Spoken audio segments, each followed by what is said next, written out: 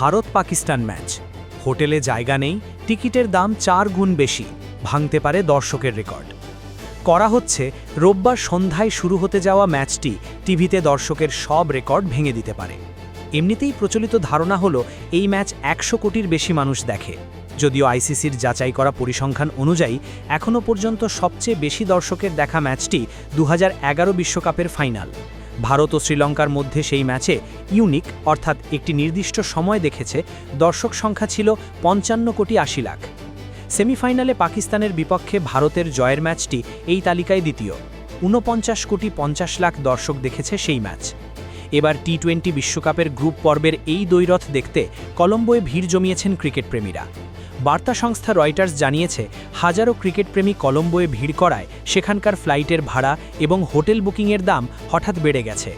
বেশিরভাগ হোটেলের ভাড়া দ্বিগুণ।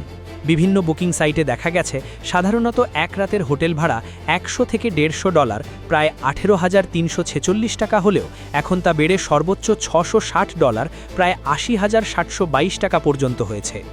কলম্বোর 3টি ট্র্যাভেল এজেন্সির কর্মকর্তারা জানিয়েছেন, চলতি সপ্তাহে ম্যাচটি চূড়ান্ত হওয়ার পর শেষ মুহূর্তের বুকিংয়ের কারণে চেন্নাই ও দিল্লির মতো বড় শহরগুলো থেকে কলম্বোগামী ফ্লাইটগুলোতেও আসন প্রায় ফাঁকা নেই। চেন্নাই থেকে কলম্বোর দূরত্ব মাত্র 1.5 ঘন্টার হলেও ফ্লাইটের ভাড়া বেড়েছে 3 গুণের বেশি। ফ্লাইটের ভাড়া এখন $623 থেকে $756 মধ্যে, প্রায় 92,464 টাকা।